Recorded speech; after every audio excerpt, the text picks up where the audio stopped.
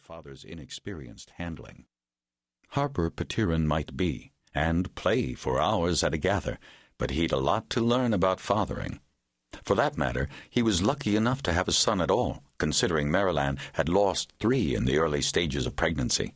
Some women were born to bear many, but Maryland was not one of them. Maryland's eyes flickered open and then widened with joy as she heard the lusty cries of her newborn. "There now, he's here and all the parts in the right place, so you may rest easy, Singer," Beatrice said, stroking Maryland's cheek. "My son?" Maryland whispered, her usually magical voice raspy with exhaustion. Her head turned in the direction of the noise her baby was making, and her fingers twitched on the stained sheet. "Soon, Singer. Let me clean you up. I must hold him." Maryland's voice was feeble, but her need was fierce. "Now you'll have plenty of time to hold him, Maryland," Beatrice said, a hint of sternness in her soothing tone. "I promise you that. And hope I'm not lying in my teeth," she added to herself. Just then Surrey and the healer arrived. Beatrice breathed in relief when she saw Ginia and the bottle of clear liquid she carried that might mean the difference between life and death for the new mother. "Pern, go take that yowling child of yours and show him off," Ginia said in a peremptory tone, scowling at the nervously jiggling father. "They've all been waiting in the hall to see him in person. Not that anyone doubts he's here with that set of lungs. Off with you!" Pern was only too willing to go.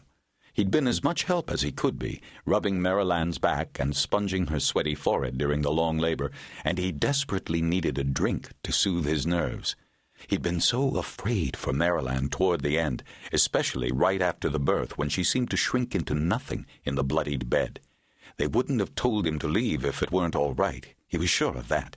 He was also sure that he'd never put Maryland in such danger again. He hadn't known just how difficult childbirth was. "The lungs on him," Ginia said with a mirthless smile.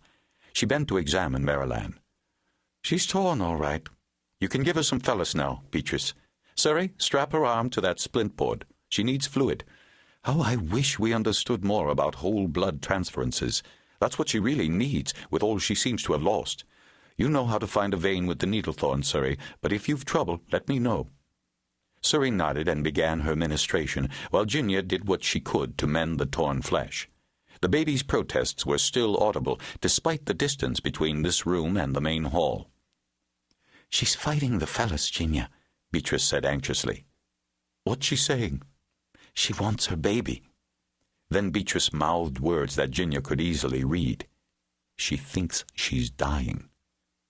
"Not while I'm here, she isn't," Ginia said vehemently. "Get the babe back. It won't hurt her to have it suckling, and that would help contract the womb. Either way, it'll calm her, and I want her as calm as possible right now." Beatrice went herself and brought the now outraged infant back, grinning broadly at his ferocity and grip on life. "He'll put fight back into her with his own, so he will," she said, smiling as she laid the baby beside Maryland, whose right arm instinctively curled about her child.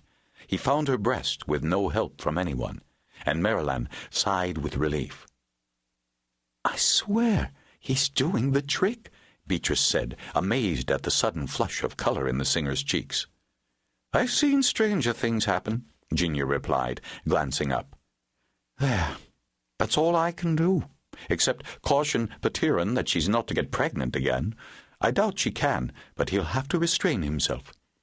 The 3 women grinned at each other, for the entire hold knew how devoted the couple were to each other, enough so that thinly disguised love ballads about their adoration circulated Pern.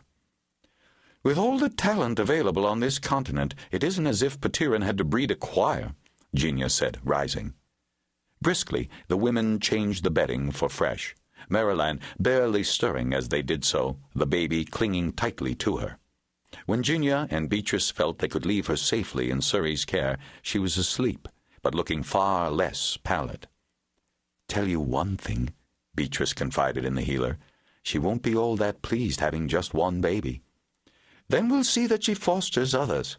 It's far better for a child to have siblings than not, especially the way Maryland's going to dote on that boy. Keep that in mind next year. That is, if she continues to pick up strength."